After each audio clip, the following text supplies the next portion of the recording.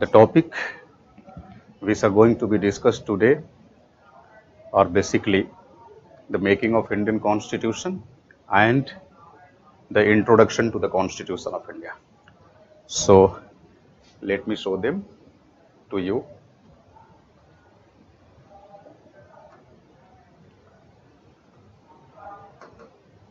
Indian polity and Constitution.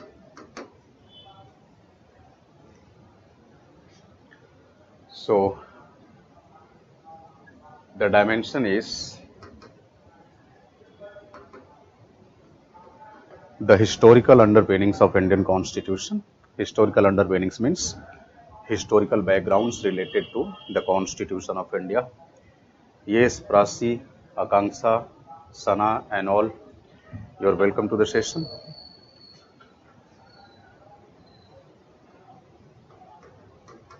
The historical underpinnings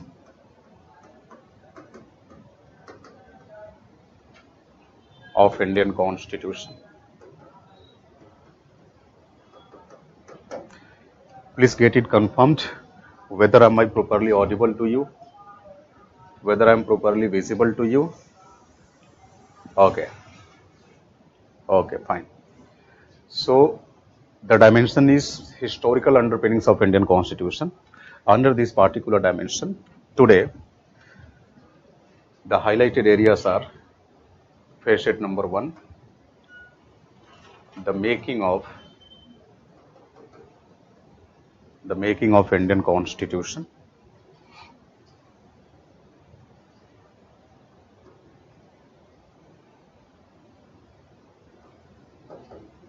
The making of Indian Constitution. And second facet is the introduction to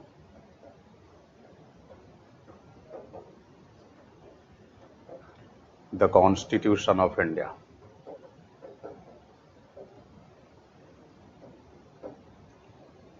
The introduction to the Constitution of India. So let's start with facet number 1.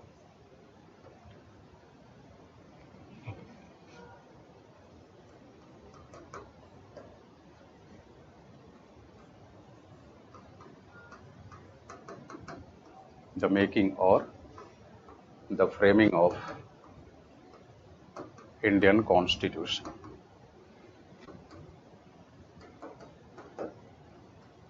See, you might be knowing that Indian Constitution was framed by a particular institution named the Constituent Assembly of India. So Indian Constitution is the result of the conscious decisions taken by the Constituent Assembly of India. When our freedom fighters were fighting, for our independence, they were persistently making the demand to have its Constituent Assembly, to have the Constituent Assembly for the purpose of formulating the Constitution for India. But if we focus upon the formal demand raised by someone concerning the formulation of Constituent Assembly, it was basically the demand raised by Mr. M. N. Roy.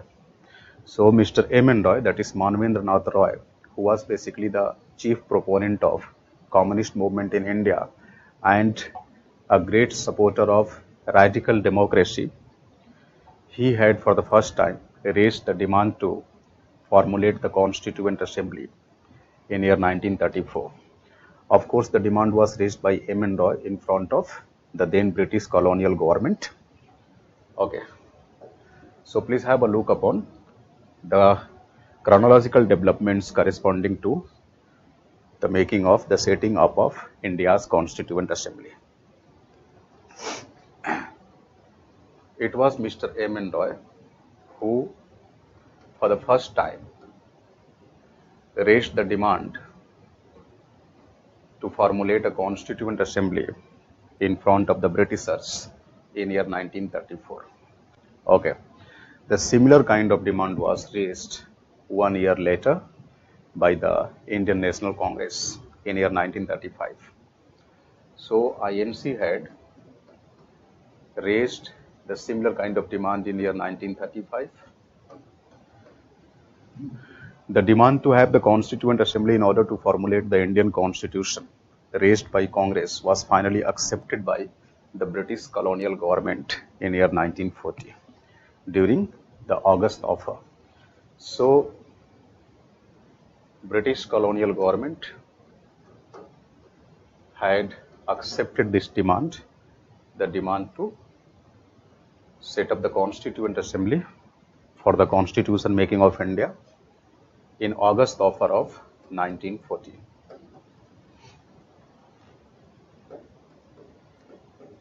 August Offer of 1940. Okay. So after accepting the proposal to set up the Constituent Assembly, an entire roadmap related to the formulation of Constituent Assembly was proposed by the then British colonial government in the form of the Cripps Mission Plan of 1942. So in year 1942, Cripps Mission Plan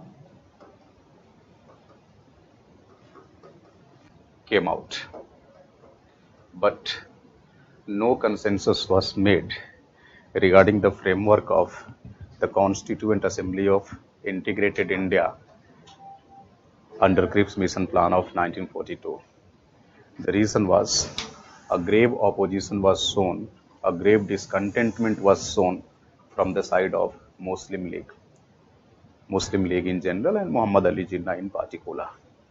So Muslim League has opposed the blueprint shown by Cripps Mission Plan of 1942 to formulate the Constituent Assembly because they have already been raising the demand to have a separate state in the form of Pakistan. So if they could have been accepted, or if they could have been accepting the demand to have a Constituent Assembly for integrated India, it is obvious that the demand to have a separate state in the form of Pakistan would be freezed. That's why Muslim League has raised opposition corresponding to the blueprints related to the formulation of Constituent Assembly, which was shown via means of the Cripps Mission Plan of 1942. So finally, no consensus was garnered concerning the formulation of Constituent Assembly, which was shown via means of Cripps Mission Plan of 1942. Okay, because of the opposition raised by Muslim League. Later on, in year 1946, the Cabinet Mission Plan came out. The Cabinet Mission Plan, CMP. See, under the Cabinet Mission Plan, certain provisions were inserted for the purpose of addressing the discontentment of the Muslim League. And accordingly, the Muslim League was brought into confidence in the matter of formulation of Constituent Assembly. And finally, we reached upon a consensus that we are going to have a Constituent Assembly so that we can formulate, we can write, we can make our own constitution. Sana Ali is writing something. Please explain in bilingual manner. It could be easier to relate the actual matter, please. Okay, don't worry. I have just started the lecture. So, you did not get worried of. Bilingual कर देंगे, don't worry. ठीक है. चलो, अभी तक जितनी बातें मैंने आपको बताई, एक बार हिंदी में भी बता देता हूँ. मैं ये बता रहा था कि हम लोग आज की क्लास में दो इम्पोर्टेंट फेसेट्स पढ़ेंगे preliminary examination point of view से. फेसेट का मतलब होता है इश्यूज. दो मुद्दों पर चर्चा करेंगे. पहला मुद्दा है भारतीय संविधान का निर्माण, the making of Indian constitution. दूसरा इंपॉर्टेंट मुद्दा है introduction to the constitution of India, भारतीय संविधान का परिचय. राइट. हमने अपनी चर्चा यानी डिस्कशन पहले फेसेट से, पहले इशू से स्टार्ट किया और ये इशू क्या है? द मेकिंग ऑफ और the framing of Indian constitution.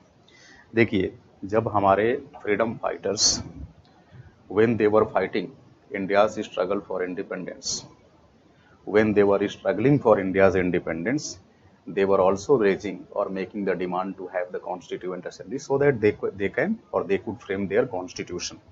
Anyway, they could frame the constitution for our country. सबसे पहले आपको बताऊं, इनफॉर्मली अनौपचारिक स्तर पे स्वराज पार्टी के मंच से कॉन्स्टिट्यूएंट असेंबली के गठन की मांग उठाई गई थी, लेकिन उसे कंसीडर नहीं किया जाता ऑन रिकॉर्ड। ऑन रिकॉर्ड ये माना जाता है कि पहली बार यानी सबसे पहले श्रीमान मानवेंद्र नाथ राय एम.एन. रॉय 1934 ईस्वी में 1934 में कॉन्स्टिट्यूएंट असेंबली के गठन की मांग उठाते हैं। Constituent assembly, okay. और जाहिर सी बात है, ये मांग किसके समक्ष रखी जाएगी?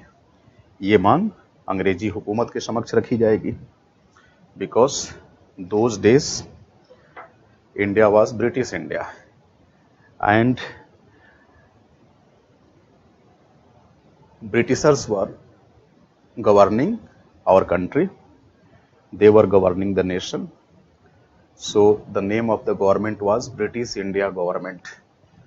तो बेसिकली एम.एन. रॉय ने ब्रिटिश इंडिया गवर्नमेंट के समक्ष कॉन्स्टिट्यूएंट असेंबली के गठन की मांग रखी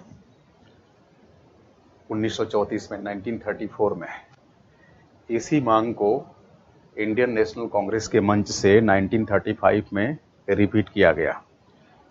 कांग्रेस के मंच से 1935 में इंडिया के लिए कॉन्स्टिट्यूएंट असेंबली को फ्रेम करने की मांग की गई। अंग्रेजों ने इस मांग को कब स्वीकारा? 1940 में अगस्त ऑफर के दौरान।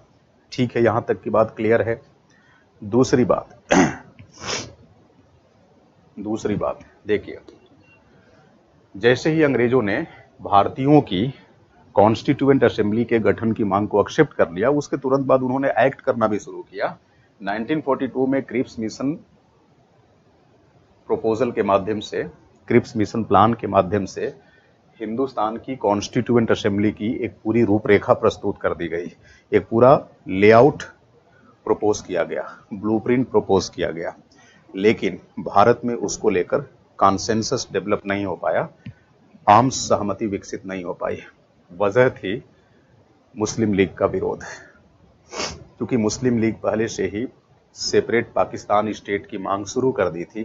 तो अगर वे लोग इंटीग्रेटेड इंडिया के लिए इंटीग्रेटेड कॉन्स्टिट्यूएंट असेंबली की मांग स्वीकार कर लेते, तो फिर अंग्रेजी हुकूमत उनके द्वारा निरंतर सेपरेट पाकिस्तान स्टेट की उठाई जा रही मांग को स्वीकार नहीं करते। वो कहते कि आपकी ये मांग महज दिखावा है, अगर दिखावा नहीं तो आप इंटीग्रेटेड इंडिया की कॉन्स्टिट्यूएंट असेंबली के गठन की मांग कैसे स्वीकार लिए।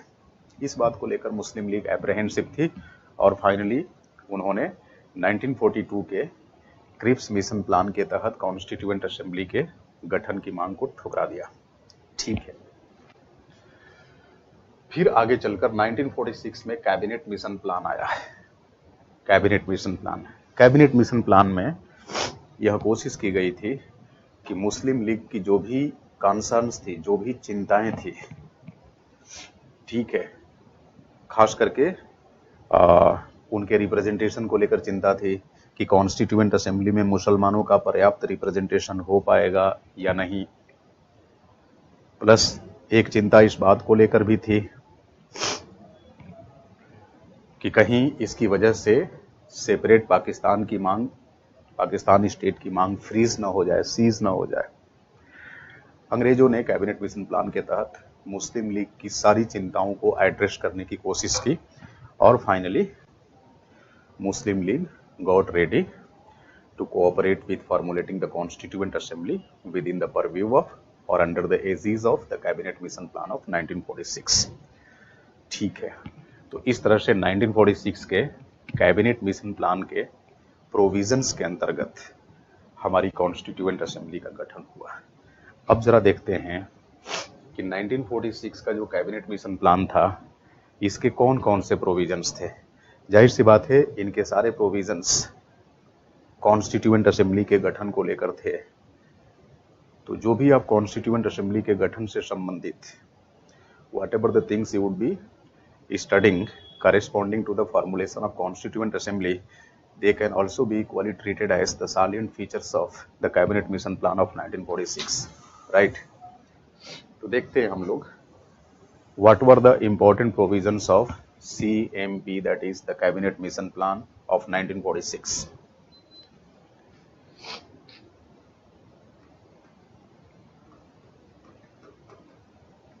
Important provisions of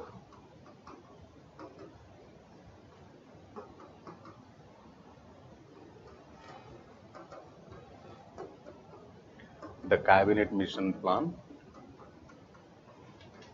of 1946. देखो 1946 के कैबिनेट मिशन प्लान के तहत ही हमारी कॉन्स्टिट्यूएंट असेंबली सेटअप हुई, कॉन्स्टिट्यूएंट असेंबली का गठन हुआ। कैबिनेट मिशन प्लान का जो पहला इंपॉर्टेंट प्रोविजन था वो ये था कि there shall be a 389 member constituent assembly for India.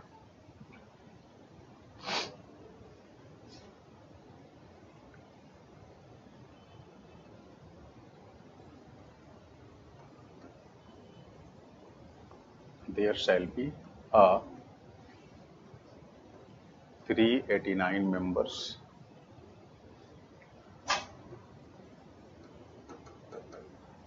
constituent assembly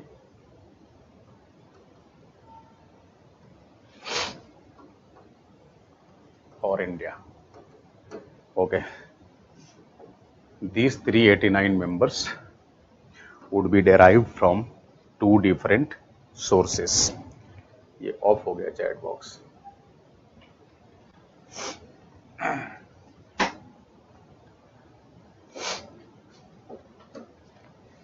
These 389 members would be derived from two different sources. Source one was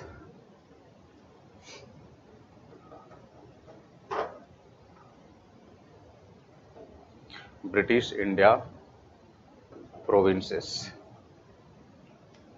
Second source two was princely states. Okay, princely states. It was a provision under the cabinet mission plan of 1946 that the members coming from British India provinces would be the elected members. So here the members would be elected.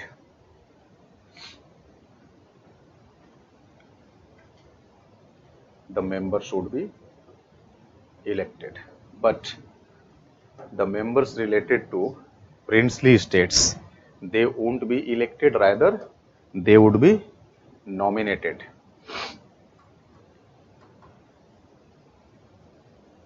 The members would be nominated. They would be nominated by whom? They would be nominated by their respective chiefs of princely states. Is it okay? Shana, Prachi?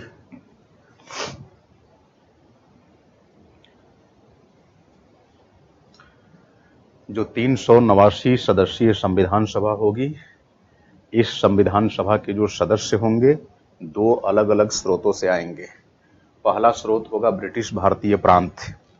British भारतीय प्रांतों की जो प्रांतीय सभाएं होंगी, provincial assemblies, उनके नुमाइंदों के द्वारा, रिप्रेजेंटेटिव्स के द्वारा कॉन्स्टिट्यूएंट असेंबली के इलेक्टिव रिप्रेजेंटेटिव्स का इलेक्शन होगा, निर्वाचन होगा। और जो मेंबर्स प्रिंसली स्टेट से आएंगे वो निर्वाचित नहीं होंगे, इलेक्टेड नहीं होंगे, बल्कि ये कहां से आएंगे?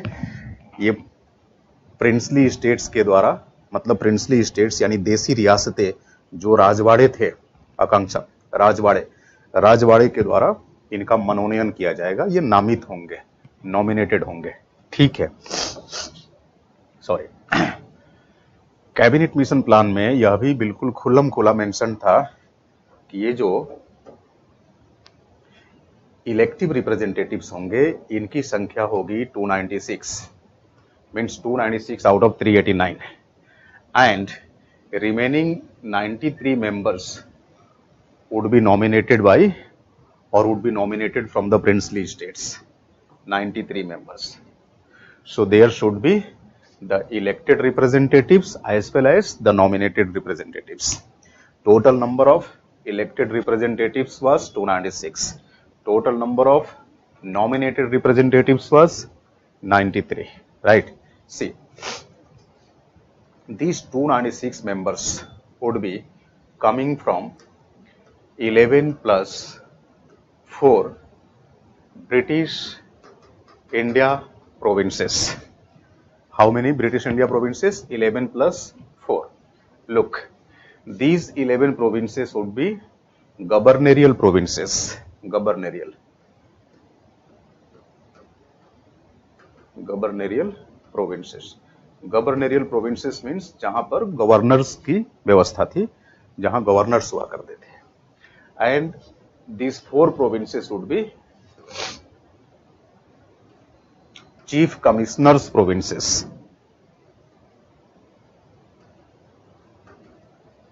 Chief commissioners provinces, right? Chief commissioners provinces. तो 11 गवर्नरों वाला प्रांत और 4 मुख्य आयुक्तों का प्रांत, यहां से इलेक्टेड रिप्रेजेंटेटिव्स को इलेक्ट किया जाना था. और देखो,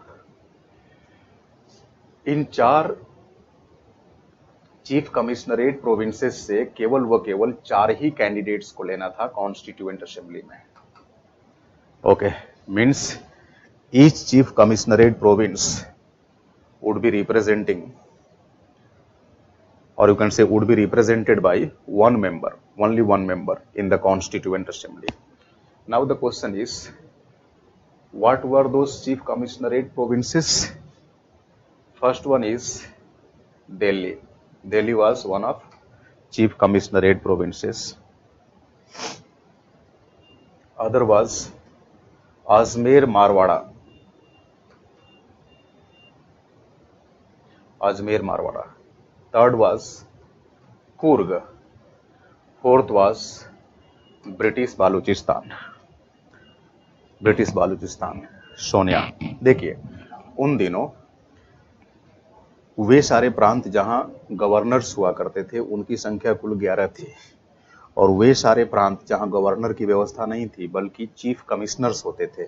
जैसे समझ लो आज की जो स्टेट्स एंड यूटीज हैं, तो चीफ कमिश्नरेट प्रोविंसेस लगभग यूटीज जैसे थे, यूनियन टेरिटरीज जैसे. ठीक है, इनकी संख्या 4 थी और प्रत्येक चीफ कमिश्नरेट प्रोविंस से एक ही रिप्रेजेंटेटिव का इलेक्शन किया जाना था. Are you understanding this?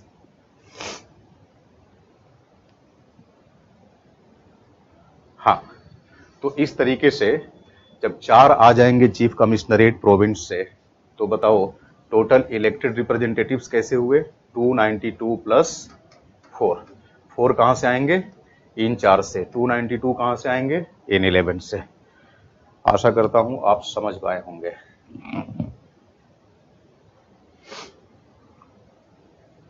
Clear है? चलो, अब देखो, ये व्यवस्था थी कैबिनेट मिशन प्लान में ही कि जो इलेक्टेड रिप्रेजेंटेटिव्स होंगे उनका इलेक्शन ऑर्डिनरी तरीके से नहीं कराया जाएगा, बल्कि कम्युनल रिप्रेजेंटेशन को फॉलो किया जाएगा. हाँ, टोटल 15 हुए शाना, टोटल 15, 11 प्लस 4. ये क्वेश्चन पूछा हुआ है पहले. ठीक है, 15 स्टेट्स. चीफ कमिश्नरेट प्रोविंस भी प्रोविंस ही था, वो तो आपको समझाने के लिए बोल दिया कि आज की यूटी की तरह, लेकिन यूनियन टेरिटरी का कंसेप्ट तब नहीं था. ठीक है,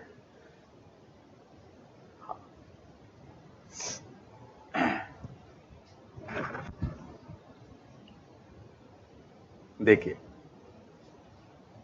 ये जो इलेक्टेड रिप्रेजेंटेटिव्स थे, इनका इलेक्शन इनडायरेक्ट इलेक्शन के द्वारा किया जाना था. Indirect election means they had to be elected through indirect election. What is meant by indirect election? हाँ ना, ठीक ठाक शक्कर, मैं कोई डायबिटिक नहीं हूँ.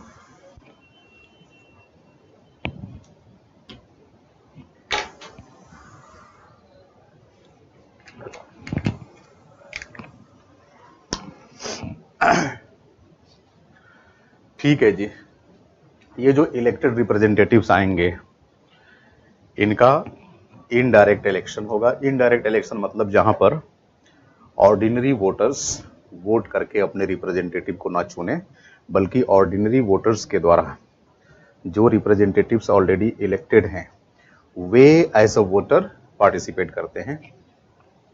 तो ब्रिटिश इंडिया की जो प्रोविंशियल असेंबलीज थी उसके रिप्रेजेंटेटिव्स के द्वारा कॉन्स्टिट्यूएंट असेंबली के मेंबरानों का यानी मेंबर्स का इलेक्शन होगा। इसको बोला गया इनडायरेक्ट इलेक्शन।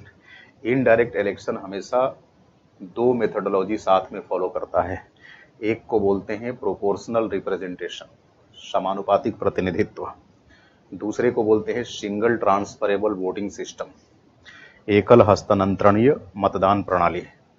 समानुपातिक प्रतिनिधित्व का मतलब होता है कि जनसंख्या के अनुपात में रिप्रेजेंटेशन का तय किया जाना। तो ये तय किया गया था उन दिनों कि हर एक रिप्रेजेंटेटिव 1 मिलियन पॉपुलेशन को रिप्रेजेंट करेगा। Every representative would be representing the population of 10 raised to the power of 6 in the constituent assembly. 10 raised to the power of 6 means 10 lakh people. So 10 lakh people would be represented by every representative, I mean elected representative. ये condition nominated representatives पे नहीं थी, elected representatives पे थी। ठीक है, plus जितनी constituencies थी, the entire constituencies were trifurcated into Muslims, Sikhs and generals. तो यही वो पैटर्न था कि कम्युनल रिप्रेजेंटेशन, जिसके आधार पे कैबिनेट मिशन प्लान के तहत या कैबिनेट मिशन प्लान को लेकर मुस्लिम लीग को कन्विंस किया जा सका था। बोला गया था कि जो मुस्लिम सीट्स होंगी वहां पर मुसलमान ही इलेक्ट करेंगे प्रतिनिधियों का। ठीक है, जो सिख के लिए आरक्षित सीट होगी वहां सिखों के द्वारा रिप्रेजेंटेशन, मतलब सिखों के द्वारा वोटिंग कराई जाएगी, सिख ही इलेक्ट करके भेजेंगे। ठीक है, और इनके अलावा जहां पर कोई कंडीशन नहीं है वो सीटें जनरल्स कहलाएंगी। इसी को बोला गया कम्युनल लाइन पे सीटों का बंटवारा। ठीक है, तो इससे क्या हुआ कि मुस्लिम लीग का जो एजेंडा था वो कहीं ना कहीं सेटिस्फाई हो गया। उन्हें लगा कि ठीक है, कैबिनेट मिशन प्लान में कम से कम इतनी तो लीवेज या छूटें दी गई है जिसके आधार पे ये अपने प्रतिनिधित्व को मतलब अच्छी खासी संख्या में संविधान सभा के अंदर शो कर सकते हैं। देखिए, जब जुलाई अगस्त 1946 में इलेक्शन हुआ, क्योंकि पहले ही ये डिसाइड कर दिया था कि the election will be held in the month of July और अगस्त 1946। ये कैबिनेट मिशन प्लान में था, बिल्कुल क्लियर कट था। अब जाहिर सी बात है 296 सीटों पर चुनाव होना था, चुनाव हुआ भी। यहां पर कांग्रेस के पास भारी भरकम मेजोरिटी आई, बहुमत आई। कांग्रेस कुल 208 सीटों पर विजयी रही। ओके, मुस्लिम लीग कुल 73 सीट्स पे, और रिमेनिंग जो 15 सीटें थी वो बेसिकली इंडिपेंडेंट कैंडिडेट्स को गई। इंडिपेंडेंट कैंडिडेट्स, हालांकि हम भले बोल देते हैं इनको निर्दलीय उम्मीदवार, लेकिन इनके भी अपने अपने दल थे छोटे छोटे, उन दलों को कोई कंसीडर नहीं करता था। ठीक है, तो इन्हें हम इंडिपेंडेंट बोल देते हैं। अब देखो 208 प्लस 73 प्लस 15 एग्रीगेटली देयर 296। ठीक है, तो इस तरीके से इलेक्शन हुआ। जाहिर सी बात है कॉन्स्टिट्यूएंट असेंबली में कांग्रेस के पास प्रचंड बहुमत थी, ओवरवेलमिंग मेजॉरिटी थी।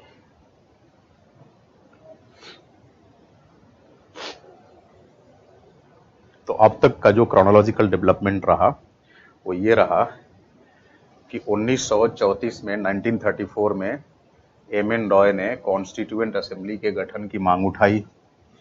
1 year later in 1934 the similar demand was raised by Indian National Congress।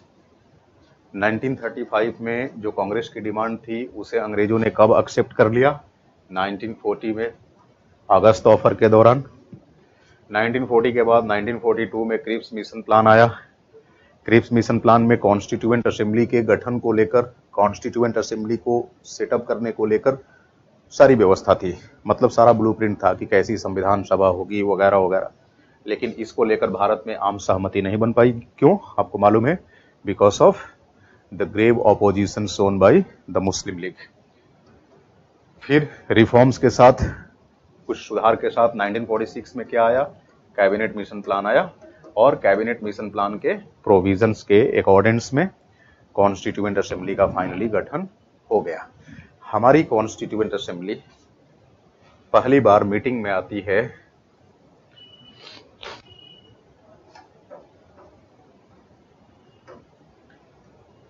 दिसंबर 9, 1946।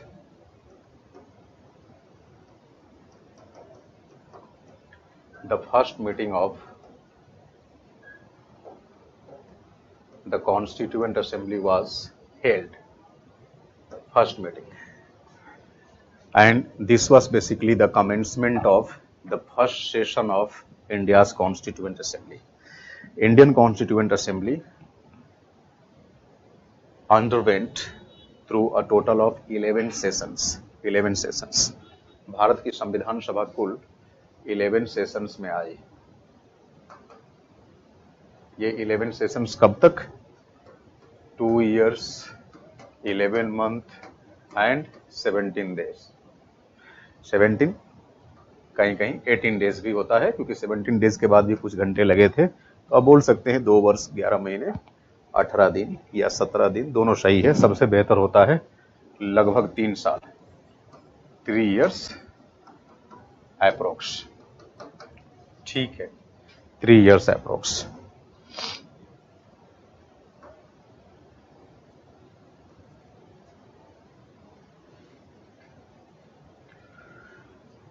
अब देखो, पहला सेशन 9 दिसंबर को स्टार्ट होता है। 9 दिसंबर की जो मीटिंग थी वो पहली मीटिंग थी, पहले सेशन की पहली मीटिंग। इस मीटिंग के अंदर डॉक्टर सच्चिदानंद सिन्हा को कॉन्स्टिट्यूएंट असेंबली का चेयरपर्सन, मतलब इंटरिम प्रेसिडेंट नियुक्त किया जाता है। Doctor Sachchidanand Sinha was made the interim president. Interim is literally meant by temporary. Interim president or temporary president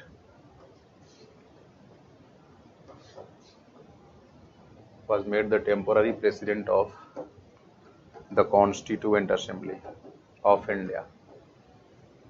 A temporary president is one, an interim president is one who continues in office as long as the permanent president is not elected.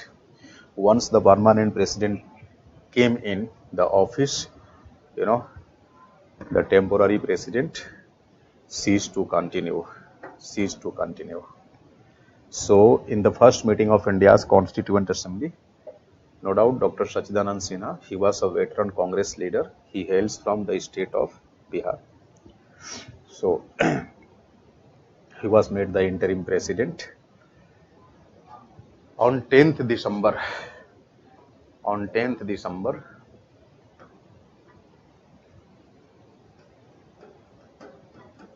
1946, second meeting of Constituent Assembly of India was held.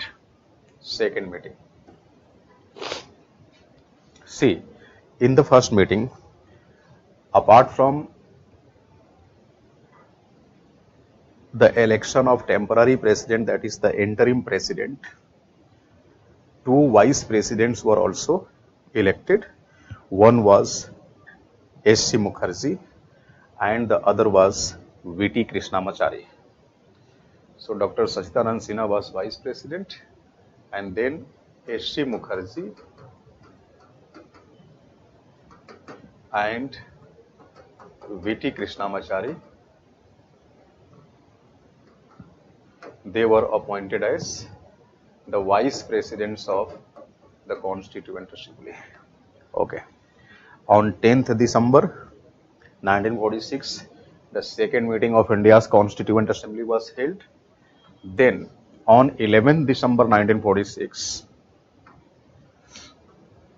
December 11, 1946, third meeting of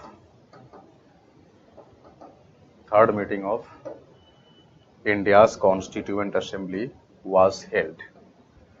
In this particular meeting, the Constituent Assembly of India had got its permanent president in the form of Dr. Rajendra Prasad, who later on became the president of independent Indian Republic. Okay. So on December 11, 1946, third meeting was held. In this particular meeting, Dr. Rajendra Prasad was made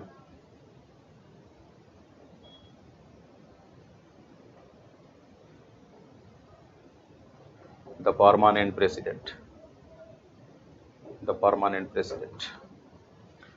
okay, यहाँ तक clear है। 9 दिसंबर को संविधान सभा की पहली बैठक हुई, 10 दिसंबर को दूसरी बैठक हुई, 11 दिसंबर को तीसरी बैठक हुई। पहली बैठक में सच्चिदानंद सिन्हा को इंटरिम प्रेसिडेंट चुना गया और BN राव को संविधान सभा का लीगल एडवाइजर बनाया गया। ठीक है, BN Rao, he was appointed as the legal advisor to the Constituent Assembly of India. 2 vice presidents were also made. Who were they? One was S.C. Mukherjee, other was V.T. Krishnamachari. Okay. On 11 December 1946, that is in the third meeting of Constituent Assembly of India, Dr. Rajendra Prasad was made the permanent chairperson of the Constituent Assembly. Permanent chairperson. Okay. Again, on December 12, 1946, fourth meeting was held.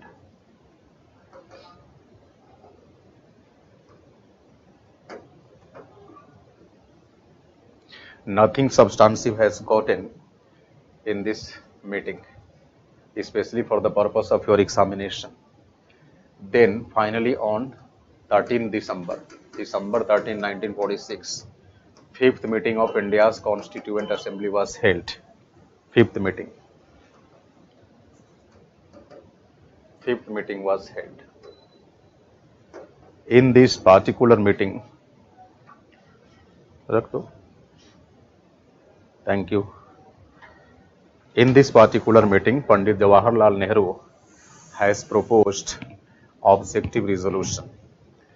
The objective resolution proposed by Pandit Nehru got passed by the Constituent Assembly dated January 22nd, 1947, and the same objective resolution took the shape of the preamble to the Constitution of India. Sachinanand was elected or nominated. देखो जी, nominate नहीं हो सकता, ठीक है, president को nominate नहीं किया जाता, क्योंकि संविधान सभा के चेयरपर्सन से बड़ा कौन हो सकता है बताओ? तो कोई नॉमिनेट नहीं करेगा, वहां पर बेसिकली इनके नाम को प्रस्तावित किया जाएगा। ठीक है, प्रस्तावित किया जाएगा और प्रस्तावित करने के बाद जो सभा होगी उस पर अपनी सहमति दर्शाएगी। रजत, समझ रहे हैं? सभा की जो सहमति है वो बेसिकली इलेक्शन के इक्विवेलेंट माना जाता है, अपॉइंटेड या नॉमिनेटेड नहीं। ठीक है, तो आप बोलेंगे elected, not nominated.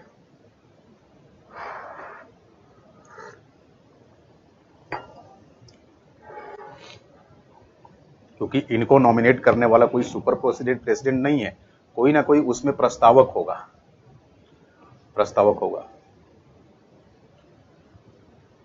He was the vice president of India's Constituent Assembly. ठीक है, वाइस प्रेसिडेंट।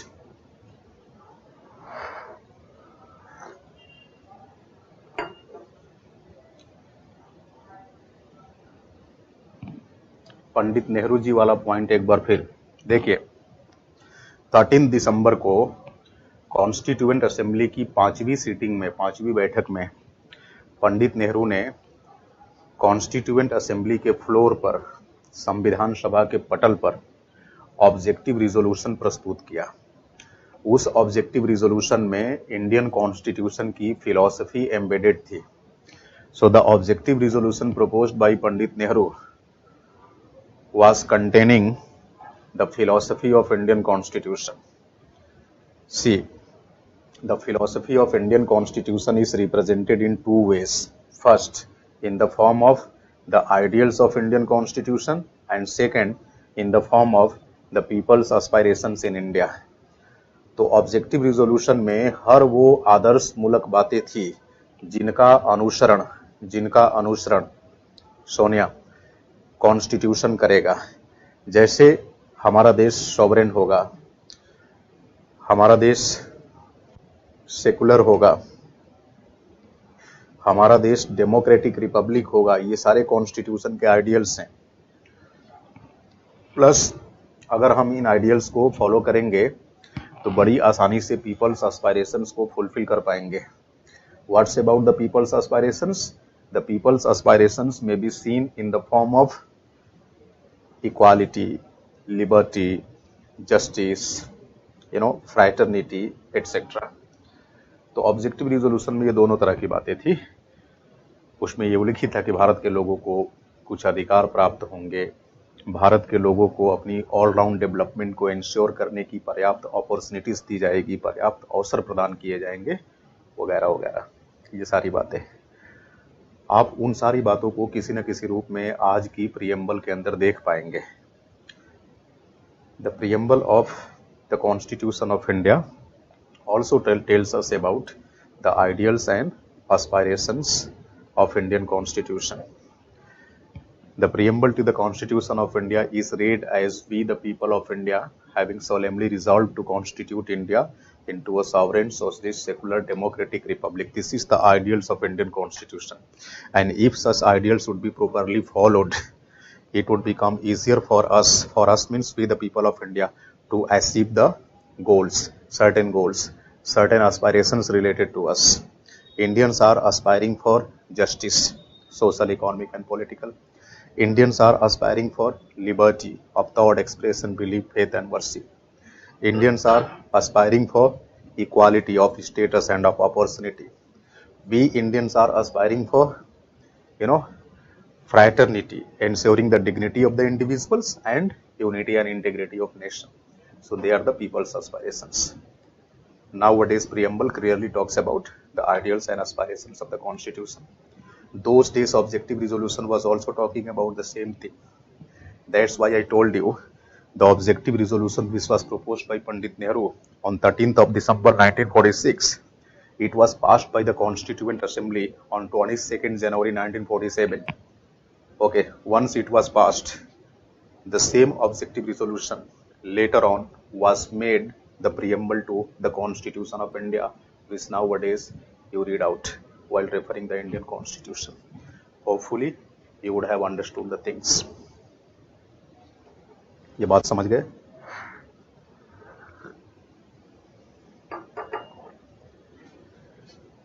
तो अगर आपसे कोई कहे कि पंडित नेहरू ने संविधान सभा के अंदर ऑब्जेक्टिव रिजोल्यूशन को किस तारीख को प्रस्तुत किया, तो आपका जवाब क्या होगा? आपका जवाब होगा 13 दिसंबर 1946 को। ये संविधान सभा की कौन सी बैठक थी? तो आप क्या जवाब देंगे? 5वीं बैठक थी, 5th मीटिंग। ठीक है, फिर आप बोलेंगे, आपसे पूछा जा सकता है कि पंडित नेहरू ने जो ऑब्जेक्टिव रिजोल्यूशन कॉन्स्टिट्यूएंट असेंबली के समक्ष प्रस्तुत किया था, कॉन्स्टिट्यूएंट असेंबली ने इसे कब पास किया, प्रज्ञा? तो आप क्या जवाब देंगी? जनवरी 22, 1947। ठीक है, तो जो ऑब्जेक्टिव रिजोल्यूशन जनवरी 22, 1947 को पास हुआ, यही आगे चलकर क्या बना? Preamble to the constitution of India.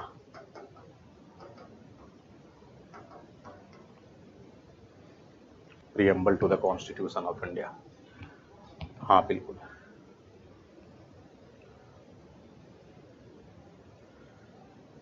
Accept कब हुआ? यही एक्सेप्ट, जिस दिन पास हो गया उसी दिन एक्सेप्ट माना जाएगा। अगर कॉन्स्टिट्यूएंट असेंबली ने पास कर दिया इसका मतलब कि एक्सेप्ट कर लिया। 22 जनवरी प्रज्ञा, ठीक है। 13 दिसंबर को प्रपोज हुआ, 22 जनवरी को पास हुआ। That was the date of passage और acceptance of the objective resolution. Is it okay और still any doubt?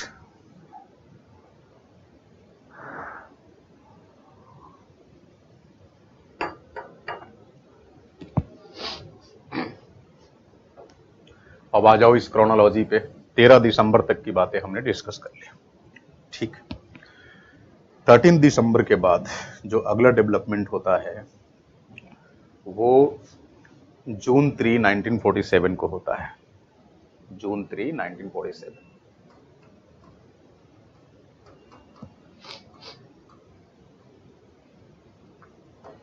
This was the date on which the Mountbatten Plan broke out. It is also called as June plan. जून योजना आई, Mountbatten योजना आई।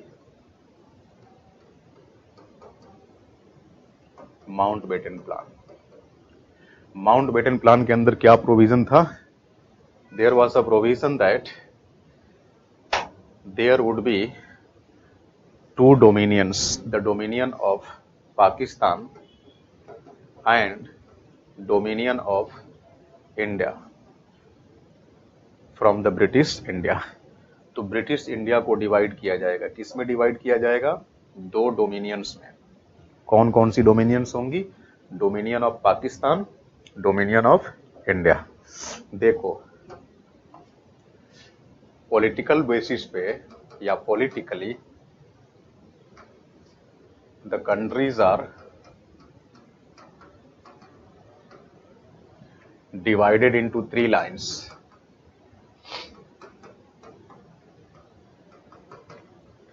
What are they? One group of countries may be called as colony, other one is dominion, third one is sovereign. In Devanagari it is called उपनिवेश, अधिराज्य, संपूर्ण प्रभुत्व संपन्न राज्य, ठीक है। देखो, कॉलोनी के साथ क्या होता है? कॉलोनी के ऊपर जो गवर्न करता है उसे हम बोलते हैं कॉलोनियल गवर्नमेंट। कॉलोनियल गवर्नमेंट को हम कॉलोनाइजर भी बोलते हैं, कॉलोनाइजर। औपनिवेशिक हुकूमत या उपनिवेशक। और ये औपनिवेशिक हुकूमत किस पर शासन करती है? उपनिवेश पर, मतलब उपनिवेश की जनता पर। कॉलोनाइजर और कॉलोनी के बीच जो रिलेशनशिप होता है ये एक्सप्लॉयटेटिव होता है, शोषणकारी। यहां एक्सप्लॉयटेटर और एक्सप्लॉयटिंग इसी का संबंध होता है। कॉलोनाइजर स्टेट कॉलोनी का शोषण करता है। अब देखो, कॉलोनी की जो जनता होती है, आम जनता या सब्जेक्ट्स, ये स्वतंत्र नहीं होते, जनता आजाद नहीं होती। Means people are not free to take the decisions for themselves. लोग अपने लिए निर्णय लेने को स्वतंत्र नहीं होते, यानी देश स्वाधीन नहीं होता, देश आजाद नहीं होता, ठीक है। दूसरा, the constitutional head of the state is a foreigner और एलियन। देश का संवैधानिक प्रमुख कोई विदेशी होगा, ठीक है। तो देखो, 15 अगस्त 1947, 15 अगस्त 1947 से पहले क्या हम अपने लिए निर्णय ले पाने की स्वतंत्रता रखते थे? नहीं रखते थे, हम आजाद नहीं थे, यानी ये बात लागू थी। दूसरा, क्या हमारा संवैधानिक प्रमुख देश का नागरिक था?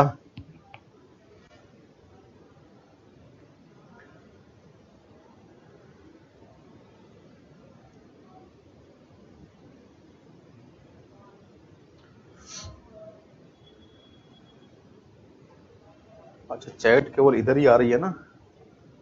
इधर कैसी कैसी चैट है कि उसके ससुर की मृत्यु के बाद जरासंध जग गया? ये कौन है भाई? ये स्टूडेंट्स हैं? ये क्या है? सावरिया कलेक्शन? अच्छा, वो आपका है। तो मैं इधर का देखूं ना, राइट साइड वाला? हाँ हाँ, अच्छा अच्छा, हाँ, चलिए कोई नहीं। हाँ हाँ हाँ हाँ, ठीक है ठीक है ठीक।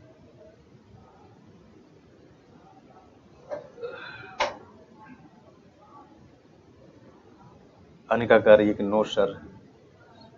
नो मतलब? अच्छा, अभी वो मैं कोई दूसरा मैसेज देख लिया इसमें।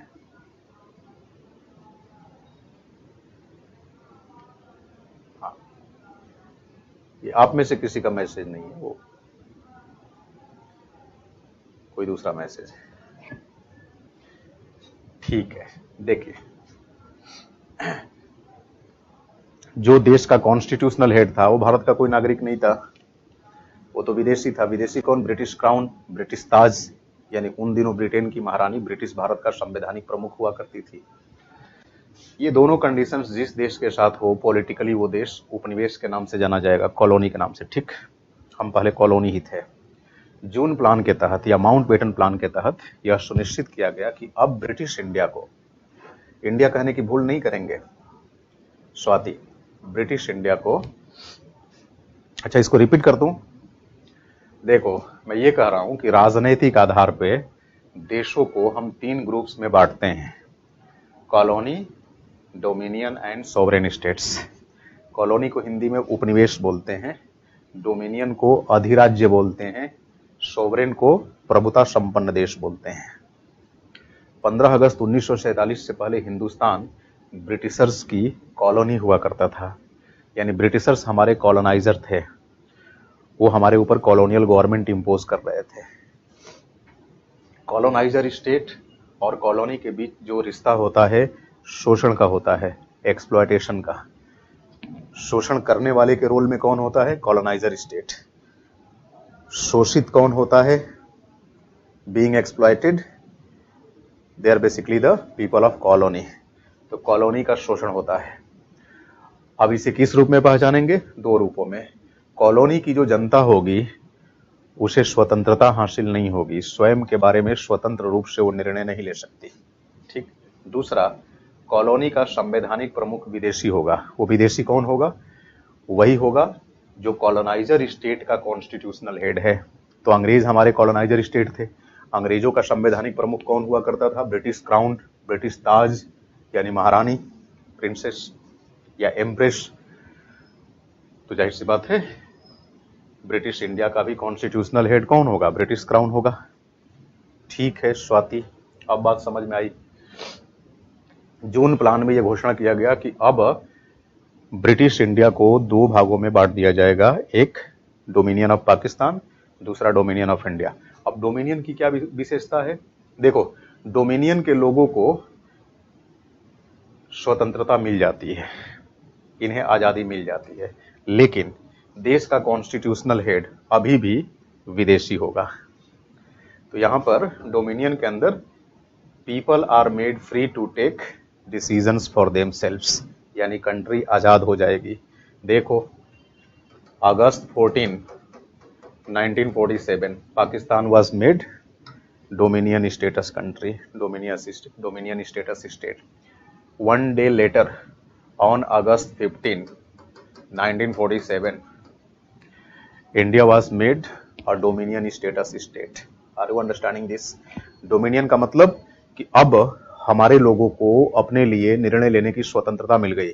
लेकिन ध्यान रहे अभी भी हमारा कॉन्स्टिट्यूशनल हेड हमारा नागरिक नहीं था, भारतीय नहीं था, बल्कि ब्रितानी था, British crown.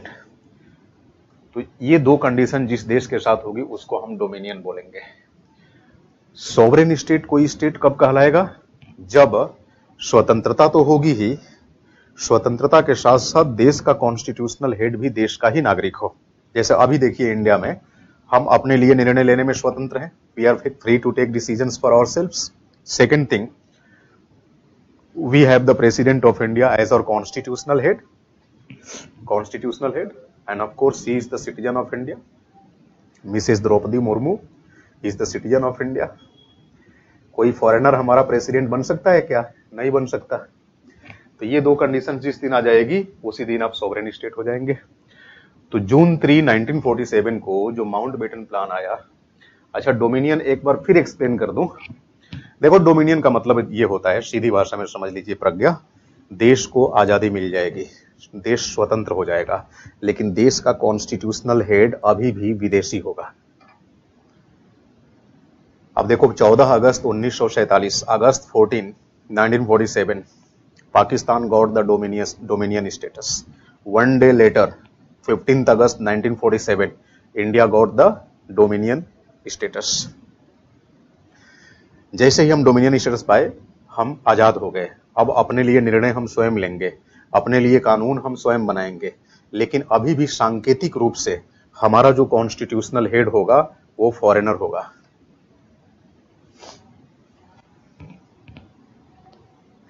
People are free to take decision or head of state from another country. Yes, see, in dominion status state, first thing which is evident is people are free to take decision, but the country is not having its own constitutional head of state or constitutional head. Okay, still the constitutional head of the country is some foreigner. ठीक है। अरे भाई, हमारा constitutional head 15 अगस्त को कहां था बताओ? सांकेतिक रूप मतलब सिंबॉलिक रूप में। आप जरा सोचो, 15 अगस्त को हम आजाद हो गए, क्या 15 अगस्त को हमारा संविधान एग्जिस्टेंस में आ गया था? जब संविधान था ही नहीं, कॉन्स्टिट्यूशन था ही नहीं, तो किस बात का कॉन्स्टिट्यूशनल हेड? भाई, कॉन्स्टिट्यूशनल हेड की बात हम तब एक्सेप्ट करेंगे ना when our constitution would be implemented. Indian constitution was implemented on 26 जनवरी 1950। तो जब संविधान प्रयोग में लाया गया, तो प्रयोग में लाने के बाद संविधान का मुखिया कौन हुआ? President of India. President of India. Constituent assembly की चेयरमैनशिप कॉन्स्टिट्यूशन की चेयरमैनशिप नहीं कहला सकती। समझ रहे मेरी बात? सना, कोई कहे कि संविधान सभा का जो अध्यक्ष था या जो अध्यक्ष थे डॉक्टर राजेंद्र प्रसाद, यही तो बेसिकली इंडिया के प्रेसिडेंट बने। लेकिन सवाल ये उठता है कि क्या संविधान सभा और संविधान, constituent assembly and constitution, both are the same things? No. Constitution is basically the result of, the jobs performed by the Constituent Assembly. Constituent Assembly and Constitution, they are the different things. Being the chairperson of Constituent Assembly is not amount to be the chairperson of the Constitution too. No. Chairmanship of Constituent Assembly, chairmanship of Constitution, they are entirely the different things. So Dr. Rajendra Prasad became the chairperson of Constituent Assembly on 11 December 1946. This is first thing. Second thing, Dr. Rajendra Prasad, as a President of India, became the chairperson of Indian Constitution, the President of Indian Constitution, the Chief of Indian Constitution, dated 26th of January 1950, when the Constitution of India got implemented. Are you understanding this? तो सही मायने में मतलब formally Bharat को अपना संवैधानिक प्रमुख कब मिला? जनवरी 26 को। वैसे भी देखो ना, अभी आगे आपसे बात करूंगा भी। जनवरी 24, 1950 को कॉन्स्टिट्यूएंट असेंबली की लास्ट मीटिंग होती है। समझ रहे हो मेरी बात? और इसी मीटिंग के अंदर सोनिया, डॉक्टर राजेंद्र प्रसाद जो कि कॉन्स्टिट्यूएंट असेंबली के प्रेसिडेंट थे, इनको क्या बना दिया गया, इनको इंडिया का प्रेसिडेंट नियुक्त कर लिया गया, मतलब चुन लिया गया इंडियन प्रेसिडेंट। संविधान सभा ने इन्हें सर्वसम्मति से भारत का राष्ट्रपति चुन लिया। क्लियर है आकांक्षा? हाँ, तो 24 जनवरी को ये भारत के राष्ट्रपति बन गए। लेकिन इंडियन पार्लियामेंट्री डेमोक्रेसी में जो प्रेसिडेंट ऑफ इंडिया होगा वो कॉन्स्टिट्यूशनल हेड ऑफ स्टेट होगा। तो कॉन्स्टिट्यूशनल हेड कहलाने के लिए पहले कॉन्स्टिट्यूशन का इंप्लीमेंटेशन जरूरी है। कॉन्स्टिट्यूशन के इंप्लीमेंटेशन को हम रोक रखे थे। ठीक है, देखिए 26 नवंबर 1949 को हमने कॉन्स्टिट्यूशन मेकिंग का काम पूरा कर लिया था। चाहते तो अगले दिन भी इंप्लीमेंट कर सकते थे, बट हमने नहीं किया। हम क्या चाह रहे थे, हम जनवरी 26 को वेट कर रहे थे। 26 जनवरी इंडियन हिस्ट्री में 26 जनवरी 1930 एक खास अहमियत रखती है। आप मॉडर्न हिस्ट्री में पढ़े होंगे, समझ रहे? खैर, उसी दिन को भुनाने के लिए, उस दिन को याद करने के लिए हमने जनवरी 26 तक इंतजार किया और जनवरी 26 फिर आया अगले साल, क्योंकि 26 नवंबर 1949 को कॉन्स्टिट्यूशन मेकिंग का काम पूरा हो गया था। हो गए। The writing in red ink is not visible. Okay, don't worry. I won't use it again. मैं कोशिश करूंगा कि सफेद और येलो यूज करूं। ठीक है, मेरी आवाज पे फोकस करिए। वैसे रेड में कोई बहुत स्पेशल बातें नहीं लिखा हूं, बेकार की ही बातें लिखा हूं, मतलब लाइन खींचा हूं केवल। ठीक है, देखो तो constituent assembly as a constituent assembly आखिरी मीटिंग में आती है 24 जनवरी 1950 और इसी दौरान कॉन्स्टिट्यूएंट असेंबली को भंग कर दिया जाता है, डिसॉल्व कर दिया जाता है 2/3 मेजोरिटी से। कॉन्स्टिट्यूएंट असेंबली डिसॉल्व हो गई। कॉन्स्टिट्यूएंट असेंबली के जो प्रेसिडेंट थे उनको भारत का इंटरिम प्रेसिडेंट चुन लिया गया। इंटरिम प्रेसिडेंट, ठीक है, क्योंकि तय व्यवस्था के तहत उन्हें नहीं चुना गया था। अरे भाई, पहली बार हमने स्वराज की अनुभूति की थी 1930 में, 26 जनवरी 1930 को। उस दिन को हम सहेज कर रखना चाहते थे। आजादी तो 15 अगस्त को मिल गई। अगर हमारा बस चलता तो हम आजादी 26 जनवरी को लिए होते। तो अब एक ही शुभ मौका बचा, शुभ मुहूर्त, और वो कौन सा शुभ मुहूर्त था? 26 जनवरी, जब संविधान लागू करेंगे।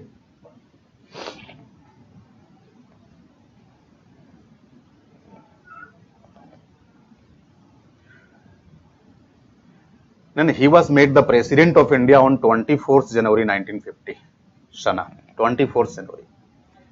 हाँ, यस, 26 जनवरी तक, 26 जनवरी तक मतलब 25 जनवरी कह लो कौशल, फॉर्मली हम सॉवरेन नहीं थे। डोमिनियन स्टेटस कौशल, डोमिनियन स्टेटस, यही तो मैं आपको समझा रहा हूं। 15 अगस्त से पहले हमारा स्टेटस क्या था? कॉलोनी का था, कॉलोनियल स्टेटस। ठीक है, 15 अगस्त 1947 से लेकर 25 जनवरी 1950 तक कौन सा स्टेटस रहा? Dominion status. 26 January 1950 onwards we attend the sovereign status. ठीक है, सोमाली,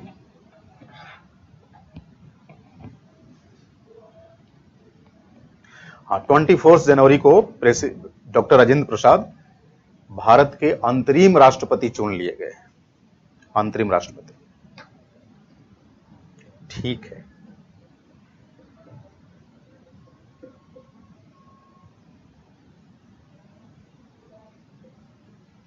तो 24 जनवरी होगा, उसी दिन कॉन्स्टिट्यूएंट असेंबली डिसॉल्व हुई। नहीं, सोवरेन तो आप फॉर्मली बोलेंगे 26 जनवरी ऑनवर्ड्स। ठीक है, क्योंकि राष्ट्रपति तो चुन लिए गए लेकिन संविधान को अभी इंप्लीमेंट नहीं किया गया था। कॉन्स्टिट्यूशन वाज इंप्लीमेंटेड ऑन 26 जनवरी। ठीक, आगे बढ़ूं? कोई भी डाउट हो बेझिझक पूछ लिया करिए, है ना। मेरी कोशिश होगी आपकी एक एक कंसर्न को मैं एड्रेस करूं।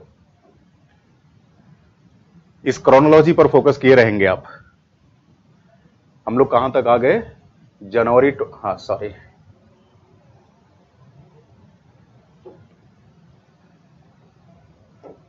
जून 3, 1947 तक हमने डिस्कशन किया था। आपके किसी सवाल के जवाब में मैं आगे तक बढ़ गया था। फिर आ जाइए, बिल्कुल अपने पैटर्न पे चलते हैं। देखो, जून 3 को 1947 को माउंटबेटन प्लान आया, जाहिर सी बात है। हाँ, अब यहां फोकस करिए। आनिका, सोवरेन एंड रिपब्लिक, ये सब आपको पढ़ाया जाएगा आगे, डोंट वरी। जब प्रियम्बल पढ़ाऊंगा तो मैं आपको रिपब्लिक का मतलब समझाऊंगा। अभी तो संविधान सभा का गठन और उसकी कार्यप्रणाली ही समझ लीजिए। देखो, जून 3, 1947 को जैसे माउंटबेटन प्लान आया, जाहिर सी बात है ब्रिटिश इंडिया को अब 2 डोमिनियन के अंदर डिवाइड करना था। अब जरा सोचो, पहले ब्रिटिश इंडिया के लिए ऑलरेडी 9 दिसंबर 1946 को कॉन्स्टिट्यूएंट असेंबली गठित हो चुकी थी, और ये कॉन्स्टिट्यूएंट असेंबली कितने सदस्यों की थी? 389 मेंबर्स कॉन्स्टिट्यूएंट असेंबली थी। ठीक है, अब जून प्लान के आने के बाद आपको नहीं लगता कि कॉन्स्टिट्यूएंट असेंबली की स्ट्रेंथ घटेगी? क्यों? क्योंकि वे सारे रिप्रेजेंटेटिव्स जो उन एरियाज से आ रहे थे, जो एरिया अब डोमिनियन ऑफ पाकिस्तान का हिस्सा बनने वाली थी, वो सारे रिप्रेजेंटेटिव तो अब पाकिस्तान के फेवर में डिफेक्ट कर जाएंगे। So don't you think the strength of the constituent assembly of India would be reduced? संख्या घटेगी? घटी भी। ऐसे कुल 90 मेंबर्स डिफेक्ट हुए डोमिनियन ऑफ पाकिस्तान के पक्ष में। बचे कितने? 299। हाँ, पार्टीशन की वजह से सौम्या 299। अब इन 299 किसके थे? डोमिनियन ऑफ इंडिया के। ये 90 किधर चले गए? अब डोमिनियन ऑफ पाकिस्तान। तो ये 90 कौन कौन से क्षेत्रों को, कौन कौन से रीजन को रिप्रेजेंट कर रहे थे? Prachi, have a look.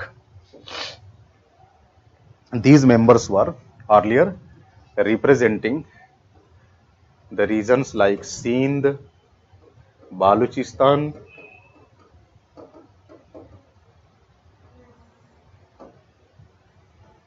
East Bengal, nowadays Bangladesh,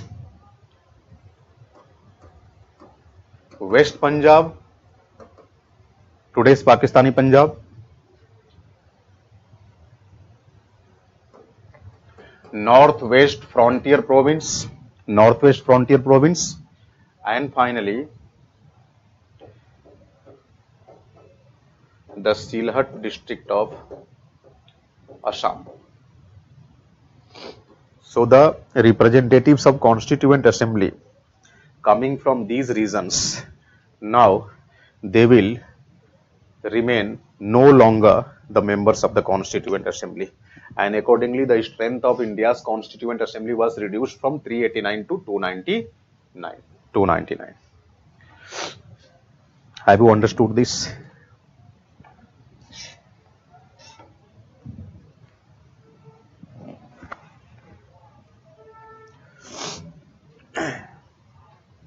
Okay.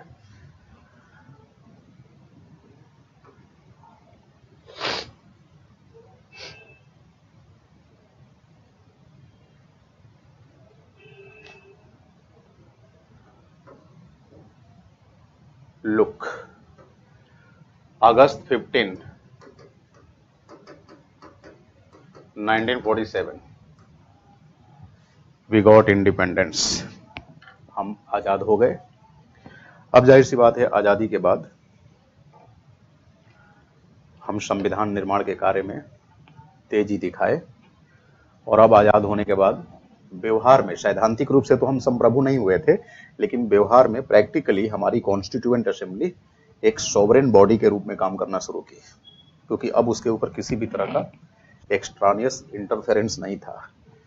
British government कहीं से भी इसके अंदर एनक्रोचमेंट नहीं ला सकती थी, हस्तक्षेप नहीं कर सकती थी। आजादी के 14 दिन बाद August 29, 1947. One of the most important committees of Constituent Assembly, named the Draft Constitution Making Committee, was set up.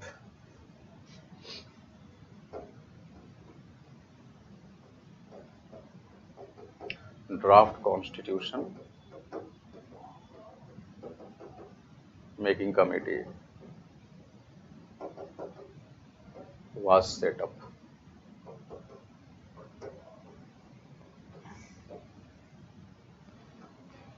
It was basically a 7-member committee.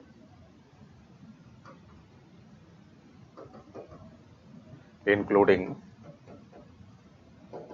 its chairperson. Who was its chairperson?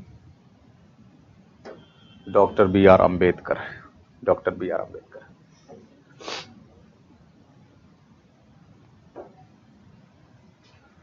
So, Dr. B.R. Ambedkar was the chairperson of the Draft Constitution Making Committee of India. Other 6 members are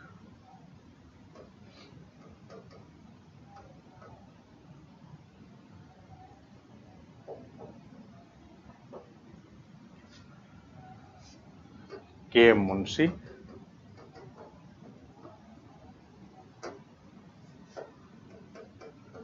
N. Gopalaswamy Iyengar,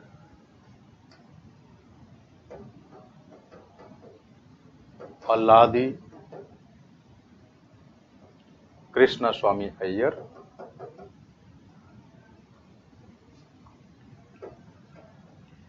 Muhammad Sadullah,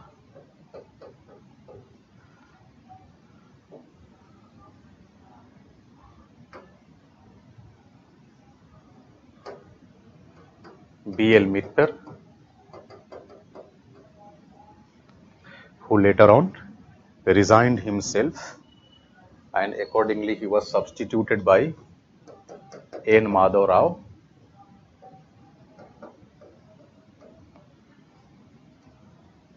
Other was D.P. Khaitan, who died meanwhile, and accordingly he was substituted by T.T. Krishnamachari.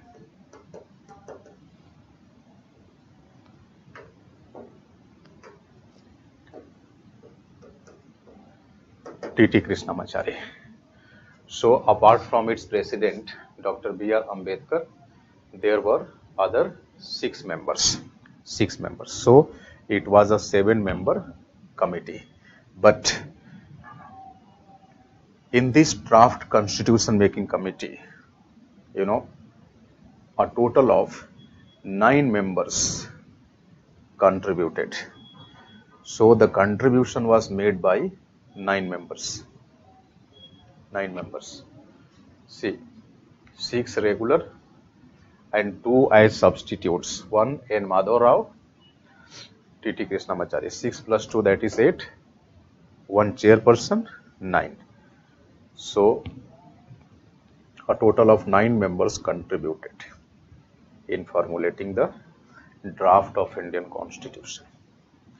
So, the draft constitution making committee was formed on 29th August 1947. It prepared the draft after working for a total of 141 days. How many days? 141 days. And accordingly, on 22nd February 1948, the final draft was proposed. Okay. So, now move ahead to another significant date. See, from November 17, 1947, total 9 ऐसे हुए सना. देखो, originally 7 सदस्यीय समिति थी ना, B R Ambedkar chairperson, के M Munshi, N Gopala स्वामी अयंगर, अलादि कृष्णा स्वामी Iyer, Mohammad Saadulla, B L मित्तर। B L मित्तर draft prepare होने से पहले ही रिजाइग्नेशन दे दिए। इनके बदले में कौन आया? एन माधवराव। तो बताओ दो लोगों का कंट्रीब्यूशन हुआ कि नहीं यहाँ?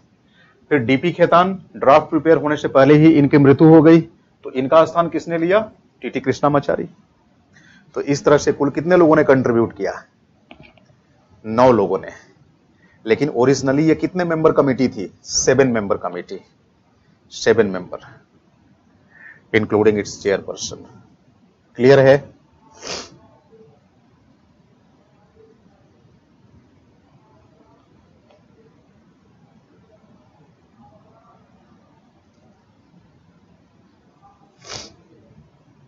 अगर कोई पूछे कि ड्राफ्ट कमेटी कितने सदस्यों की कमेटी थी, तो जवाब देना 7 सदस्यों की, 7 मेंबर्स। लेकिन अगर ये पूछे कि कुल कितने सदस्यों ने कॉन्स्टिट्यूशन के ड्राफ्ट को प्रिपेयर करने में अपना रोल प्ले किया, तो जवाब क्या होगा? 9 मेंबर्स। ठीक है। और ध्यान रखना, कॉन्स्टिट्यूएंट असेंबली ने जितनी कमेटियां गठित की उनमें सबसे इंपॉर्टेंट कमेटी ड्राफ्ट कमेटी थी।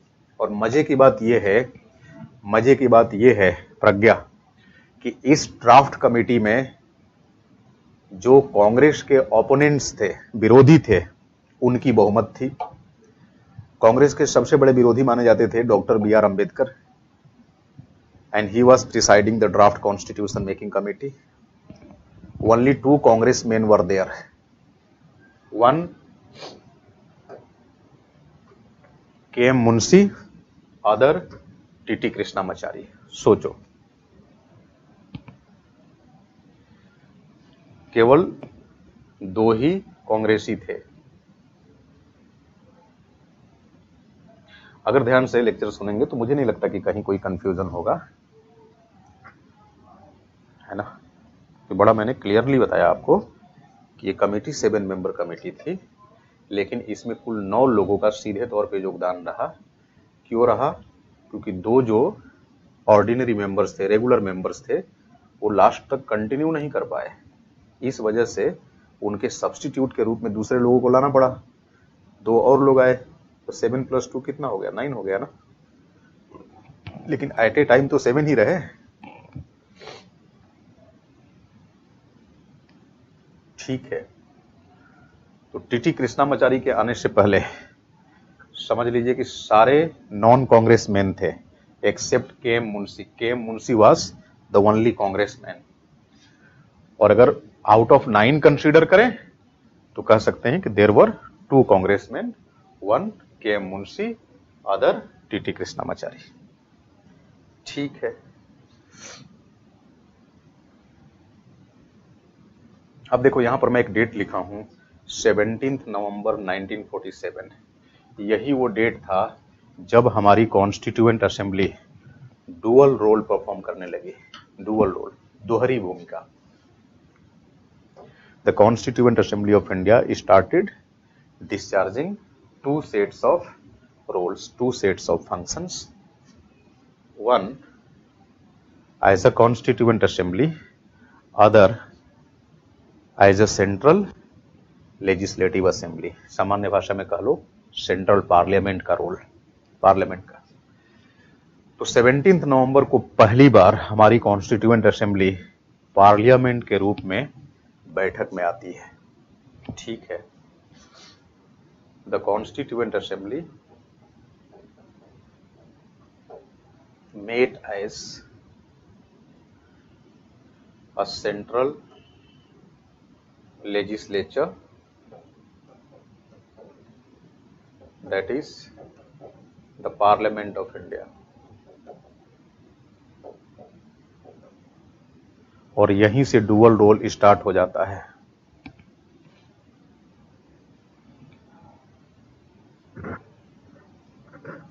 हाँ, शुरुआती दौर में तो एक ही कांग्रेसी थे ना, के एम मुंशी, है ना।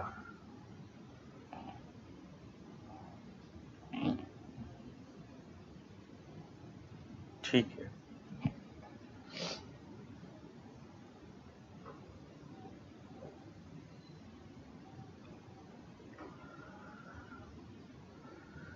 अब देखो इसमें जो भी मेंबर थे सारे कॉन्स्टिट्यूएंट असेंबली के सदस्य थे ये।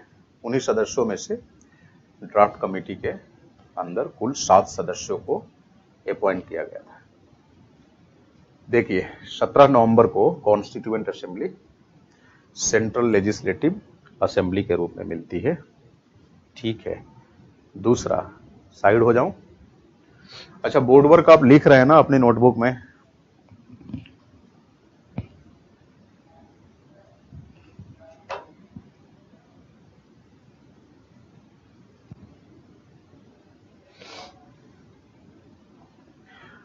सत्रह नवंबर को ये पार्लियामेंट के रूप में कॉन्स्टिट्यूएंट असेंबली मीटिंग में आती है। एक दिन बाद 18 नवंबर को कॉन्स्टिट्यूएंट असेंबली के रूप में 18 नवंबर, फिर 19 नवंबर को अगेन पार्लियामेंट के रूप में, फिर नवंबर 20 को कॉन्स्टिट्यूएंट असेंबली के रूप में। समझ रहे हैं? मीन्स ये कॉन्स्टिट्यूएंट असेंबली और इंडियन पार्लियामेंट दोनों ही भूमिका में, गुड, दोनों ही भूमिका में अल्टरनेट डे पे हमारी कॉन्स्टिट्यूएंट असेंबली आने लगी। ठीक है, एक दिन संविधान सभा के रूप में बैठक में आती थी स्वाति, और जब संविधान सभा के अंदर बैठक में आती थी तो संविधान निर्माण का काम करती थी प्रज्ञा। ठीक है, कॉन्स्टिट्यूशन मेकिंग का। और जब ये पार्लियामेंट के रूप में बैठक में आती थी तो लॉ मेकिंग बॉडी की भूमिका में होती थी।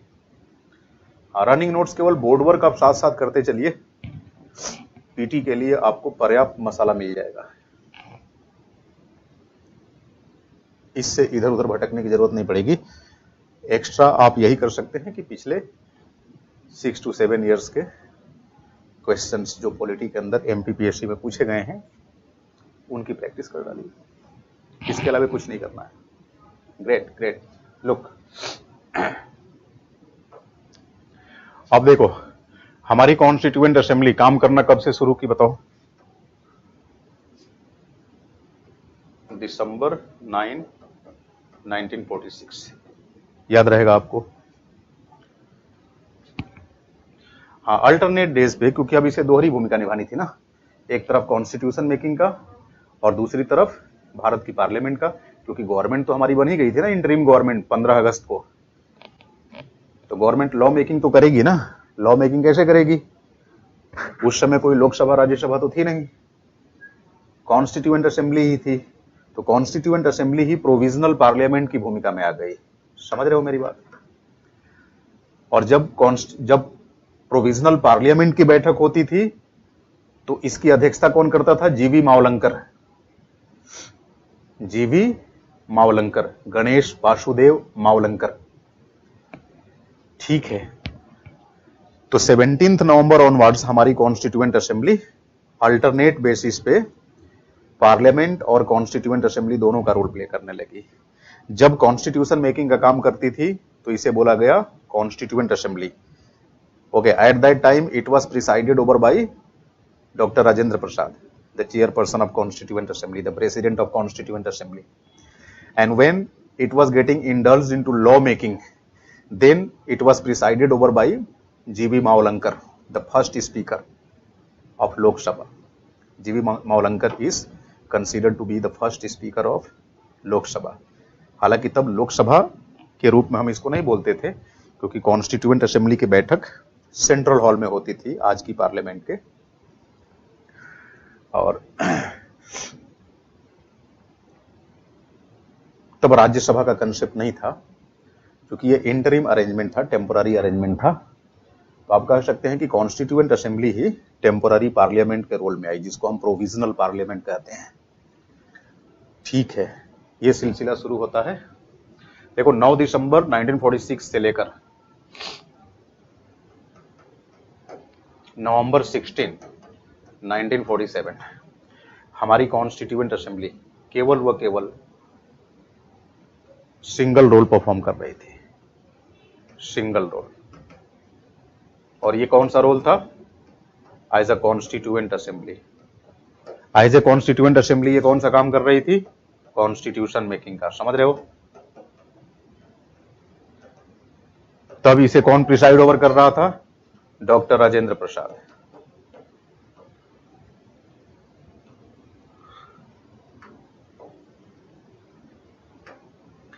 अब देखो 17 नवंबर 1947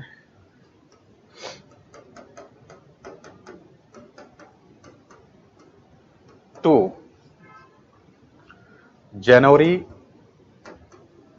24, 1950। अब यहां पर हमारी कॉन्स्टिट्यूएंट असेंबली किस रोल में आ गई? डुअल रोल में आ गई, दोहरी भूमिका निभाने लगी, डबल रोल। पहला प्रोविजनल पार्लियामेंट की भूमिका में,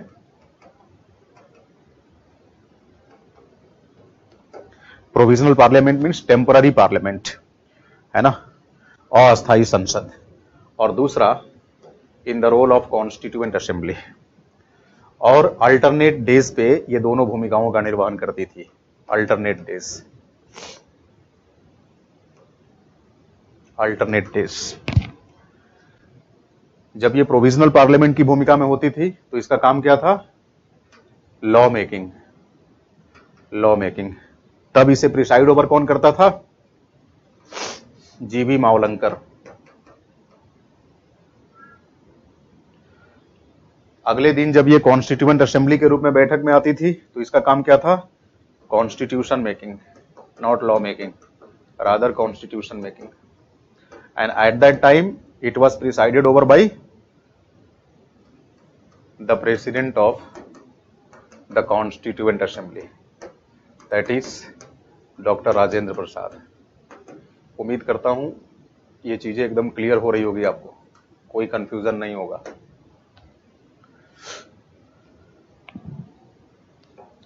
सना, आयुष, समझ में आ रहा है?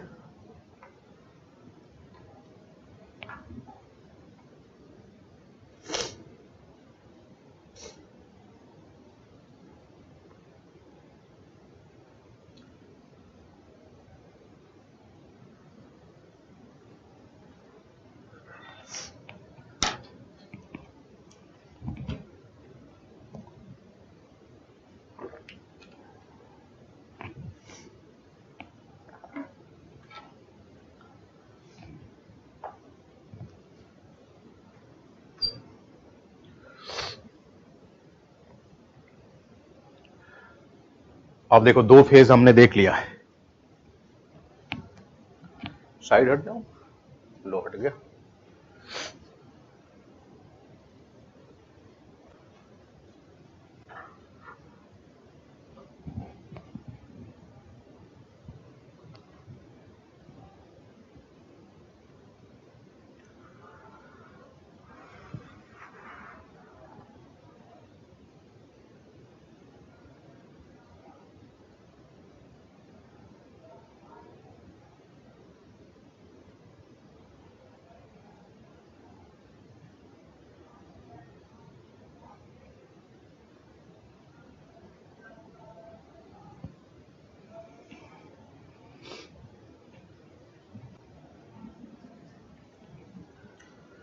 राजेंद्र प्रसाद 24 जनवरी 1950 को प्रेसिडेंट बन गए। Ayush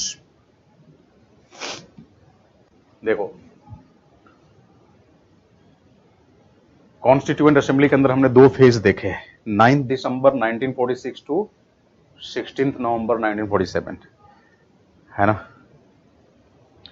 law making by government, हाँ, तो वही 15 अगस्त 1947 को हम आजाद हो गए। प्रज्ञा, आजाद होने के बाद हमारी इंटरिम गवर्नमेंट बन गई, उस गवर्नमेंट के मुखिया पंडित नेहरू बनाए गए, ठीक है। कैबिनेट मिनिस्टर्स बनाए गए, संविधान सभा के सदस्यों को ही पार्लियामेंट्रियंस मान लिया गया, लेजिस्लेचर्स मान लिया गया। और लेजिस्लेटिव बॉडी के रूप में कॉन्स्टिट्यूएंट असेंबली पहली बार बैठक में आती है 17 नवंबर को। और जब ये लेजिस्लेटिव बॉडी के रूप में सीटिंग में आती है तो 17 नवंबर से ही हमारी constituent assembly dual role perform करने लगती है। एक दिन पार्लियामेंट के रूप में लेजिस्लेशन का, दूसरे दिन कॉन्स्टिट्यूएंट असेंबली के रूप में कॉन्स्टिट्यूशन मेकिंग की रिस्पॉन्सिबिलिटी निभाने लगी। और ये दोनों काम दोहरे दायित्व कब तक चले? जनवरी 24, 1950 तक। ठीक है, 1950 तक। वैसे तो नवंबर 26, 1949 को ही हमारी कॉन्स्टिट्यूएंट असेंबली कॉन्स्टिट्यूशन मेकिंग के काम से निपट ली, क्योंकि नवंबर 26, 1949 was the date of enactment of Indian Constitution. The date of enactment means the date on which the Constitution was brought into legal existence. तो भारत का संविधान 26 नवंबर 1949 को ही वैधानिक अस्तित्व में ला दिया गया। कहने का मतलब कि कॉन्स्टिट्यूशन मेकिंग का काम पूरा हो गया। फिर भी कॉन्स्टिट्यूएंट असेंबली डिसॉल्व नहीं हुई। हमारी कॉन्स्टिट्यूएंट असेंबली कब डिसॉल्व होती है? 24 जनवरी को। समझ रहे हो? 24 जनवरी 1950 को constituent assembly got dissolved and now it was left only as the provisional parliament. जनवरी जीबी मावलंकर स्पीकर थे, सोमाली स्पीकर। ठीक है, देखो तो 24 जनवरी को कॉन्स्टिट्यूएंट असेंबली डिसॉल्व हो गई। कॉन्स्टिट्यूएंट असेंबली के जो मुखिया थे, जो चेयरपर्सन थे, अब वो क्या बना दिए गए? President of constituent assembly was made the interim president of India. Interim president भी फुल फ्लेज प्रेसिडेंट होता है।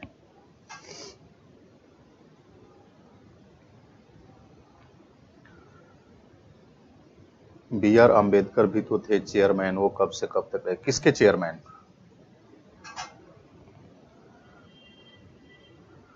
ड्राफ्ट कमेटी के चेयरमैन थे। ठीक है, और इंटरिम गवर्नमेंट में लॉ मिनिस्टर थे। समझ रहे हैं? विधि मंत्री। तो लॉ मिनिस्टर की भूमिका में बने रहे। यहां ध्यान दो, 24 जनवरी 1950 को कॉन्स्टिट्यूएंट असेंबली अब कॉन्स्टिट्यूशन मेकिंग का काम करने वाली बॉडी नहीं रही, डिसॉल्व हो गई है। कॉन्स्टिट्यूएंट असेंबली के चेयरपर्सन को इंडिया का इंटरिम प्रेसिडेंट बना दिया गया। डॉक्टर राजेंद्र प्रसाद अब संविधान सभा के अध्यक्ष नहीं रहे, बल्कि भारत के राष्ट्रपति बन गए।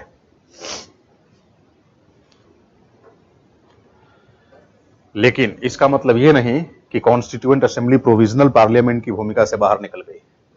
अरे भाई, ड्राफ्ट कमेटी के चेयरमैन, मैं कह तो रहा हूं 22 फरवरी को फाइनल ड्राफ्ट प्रस्तुत कर दिया गया। जब ड्राफ्ट प्रस्तुत हो गया तो अब कौन सी चेयरमैनशिप? उन्होंने अपना काम पूरा कर लिया। फरवरी 1948 को ड्राफ्ट प्रिपेयर हो गया था। आयुष, जब तक ड्राफ्ट कमेटी काम करती रही तब तक तो वो चेयरमैन थे ही।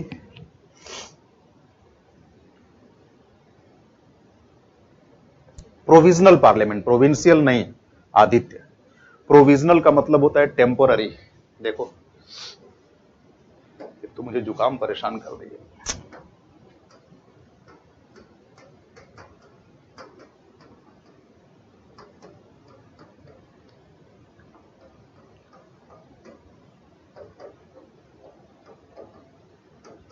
अस्थायी संसद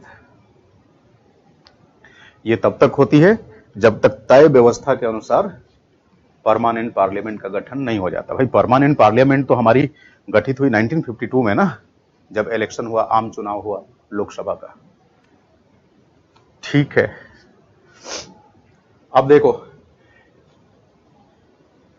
जनवरी 25 ऑनवर्ड्स, आदित्य, जनवरी 25 ऑनवर्ड्स अब हमारी जो ये प्रोविजनल पार्लियामेंट है, मतलब कॉन्स्टिट्यूएंट असेंबली, अब तो कॉन्स्टिट्यूएंट असेंबली रही नहीं, अब ये केवल प्रोविजनल पार्लियामेंट की भूमिका में रही। तो तीसरा फेज मैं इधर लिख रहा हूं, जनवरी 25, 1952 मार्च 1952। अब ये केवल प्रोविजनल पार्लियामेंट की भूमिका में रही।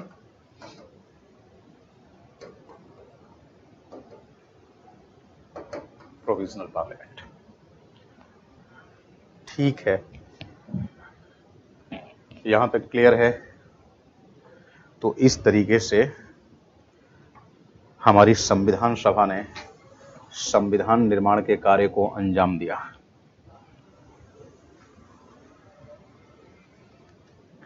ठीक है जी। अब देखो, एक सवाल पूछता है कि जो हमारी संविधान सभा की पहली बैठक हुई थी,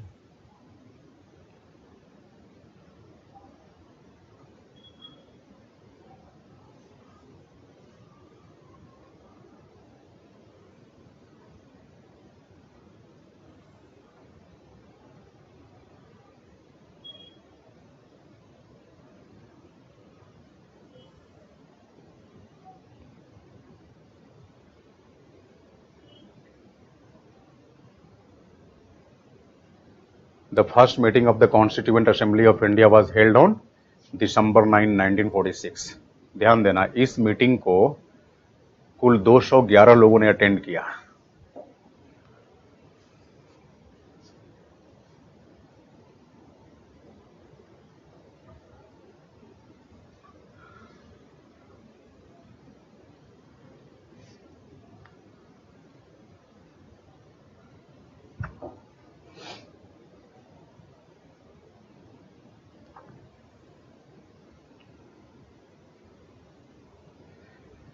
देखिए, पहली मीटिंग को यस प्रज्ञा सोनिया 9 दिसंबर 1946 फर्स्ट मीटिंग टूक प्लेस।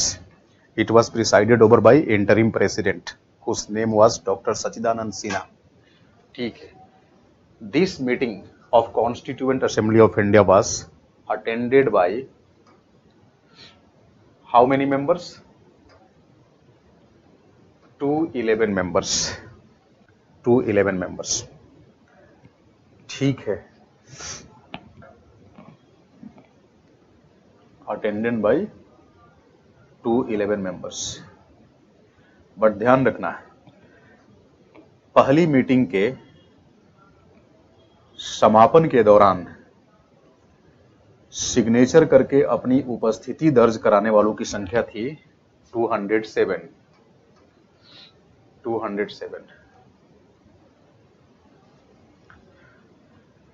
तो ये सवाल पूछा जाता है कि संविधान सभा की पहली बैठक में, कॉन्स्टिट्यूएंट असेंबली की पहली बैठक में कुल कितने लोगों ने बैठक को अटेंड किया। भाई अटेंड करने वाले तो 211 थे, लेकिन हाउस को एक तरह से टर्मिनेट करने के लिए जो प्रस्ताव पर हस्ताक्षर कराया गया, या फिर फर्स्ट डे जितने रिजोल्यूशन पास किए गए, उन रिजोल्यूशन पे जो हस्ताक्षर हुए, हस्ताक्षर करने वालों की संख्या 207 थी। तो यहीं पर कंफ्यूजन पैदा होता है एग्जाम में कि अगर पूछा जाए कि पहली मीटिंग को कितने लोगों ने अटेंड किया, तो अलग अलग दृष्टिकोण से देखें तो दोनों सवाल सही है, दोनों जवाब सही है, 211 भी 207 भी। ये क्वेश्चन उत्तर प्रदेश पीसीएस में पूछा है, वहां पर आयोग ने आंसर के रूप में एक्सेप्ट किया है 211। मध्य प्रदेश में पूछा है, यहां पर आंसर के रूप में 207 एक्सेप्ट किया है। अब मैं आपके ऊपर छोड़ देता हूं, जो एक्सेप्ट करना होगा कर लेना, दोनों जवाब सही है। लेकिन फिर भी एमपीपीएससी के पॉइंट ऑफ व्यू से मैं यही कहूंगा कि you should take the side of 207। Clear है ये बात?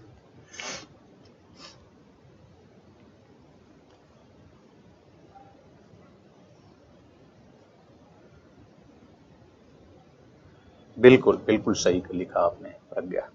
तो क्लियर है ना ये दोनों बातें? एमपीपीएससी का एग्जाम चूंकि आपको देना है तो 207 के साथ आप जाएंगे, ये मेरी एडवाइस। Is it okay?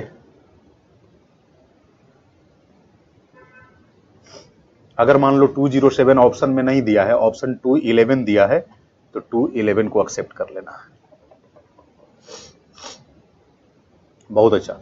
आप सोचिए 2 घंटे की क्लास को जब आप रिवाइज करना चाहेंगे, मुझे लगता है 10 मिनट में आप रिवीजन कर लेंगे, जबकि हम लोग बेहद फैक्चुअल चीजें पढ़ रहे हैं जो अपने आप में बड़ी बोरिंग होती है।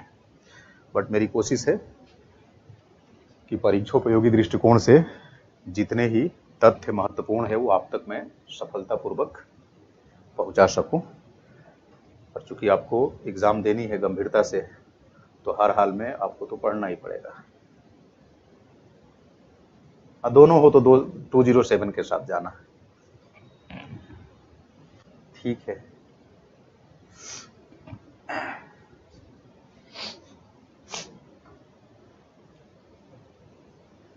अब देखो, जो पहली मीटिंग थी ना, first meeting of constituent assembly was boycotted bye the Muslim league. ठीक है प्रज्ञा, संविधान सभा की पहली बैठक का मुस्लिम लीग ने बहिष्कार किया।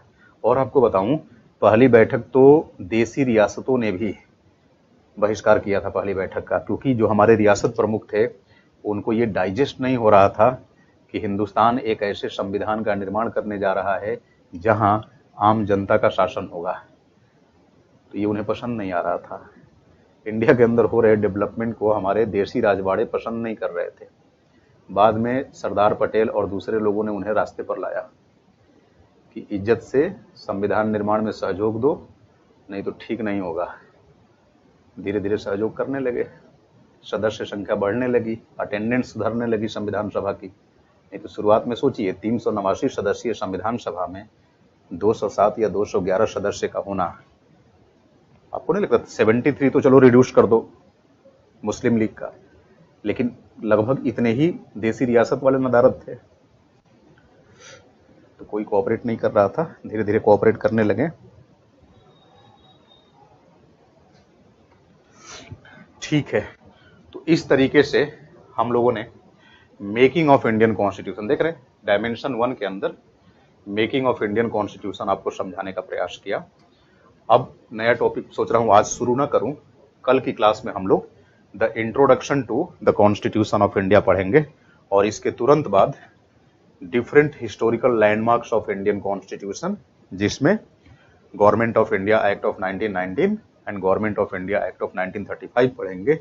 इसके बाद हम लोग फीचर्स ऑफ इंडियन कॉन्स्टिट्यूशन पढ़ेंगे and accordingly we will proceed in our syllabus.